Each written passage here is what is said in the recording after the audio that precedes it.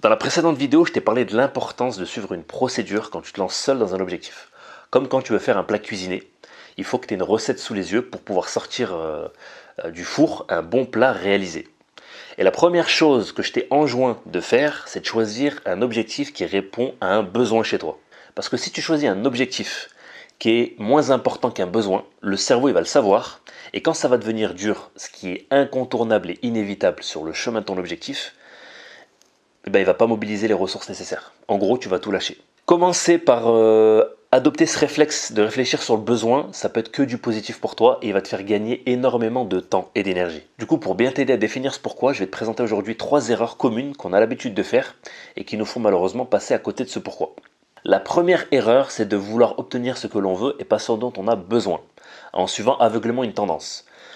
C'est pas un secret de polichinelle de savoir qu'on vit dans une époque où on est constamment exposé à des attentes démesurées, que ce soit esthétiques, intellectuelles, sociales, et qui nous impactent dans nos choix. Je sais que certains n'ont aucun mal à se recentrer régulièrement sur ce dont ils ont réellement besoin, mais moi je parle des personnes qui souffrent du conformisme.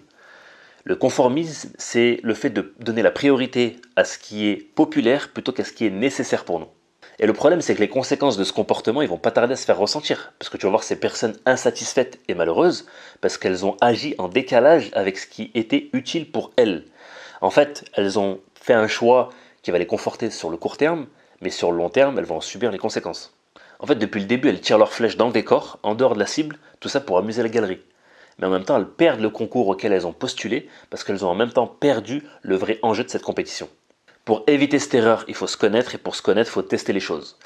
Rester chez toi sur le canapé à regarder les reportages qui vont traiter du domaine qui pourrait éventuellement te correspondre, ça ne sera jamais te confronter à la réalité de l'expérience. Faire, c'est irremplaçable. Voilà pour la première erreur. Deuxième erreur dont je voulais te parler concernant le pourquoi de ton objectif, c'est de ne pas respecter l'ordre de tes besoins. En choisissant un besoin moins urgent, tout ça parce que tu vas te précipiter vers un objectif que tu aimes ou que tu admires.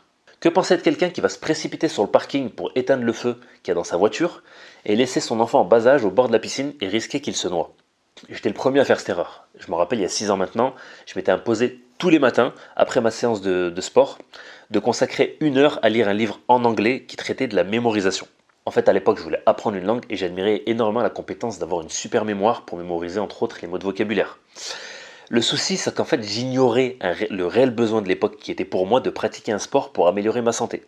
Parce que j'étais dans une période de chômage où je jouais énormément aux jeux vidéo et tu sais très bien, comme moi, que PlayStation et chômage, pour la santé, ça fait pas du tout bon ménage. Non, mon réel besoin de l'époque, donc c'était le sport pour ma santé, mais c'était aussi de devenir régulier là-dedans. D'apprendre à mettre en place une habitude dans sa vie et la tenir sur la durée.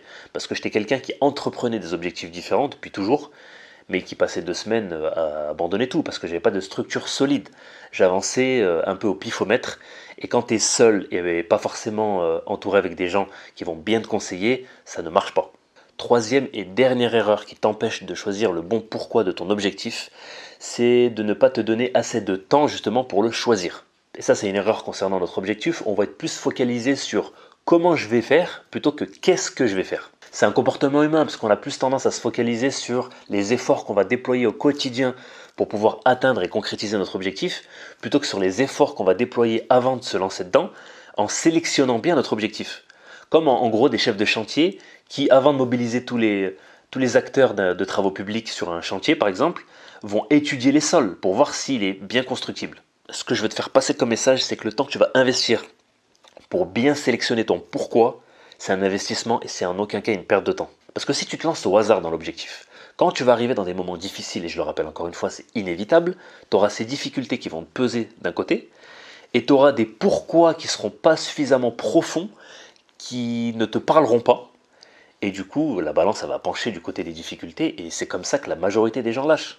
Détache-toi des émotions, donne-toi du temps pour justement trouver le bon pourquoi, le bon objectif qui répond à tes besoins, puisque l'investissement que tu vas fournir justement pour bien le choisir, il va être économisé plus tard pour éviter de faire machine arrière. J'espère que ces conseils ont pu t'aider pour déterminer ton pourquoi. Dans la prochaine vidéo, on va voir une espèce de notice justement pour bien le choisir et on en aura terminé avec ce point. Je te laisse sur ça, je suis avec toi pour tes objectifs. Prends soin de toi, ciao.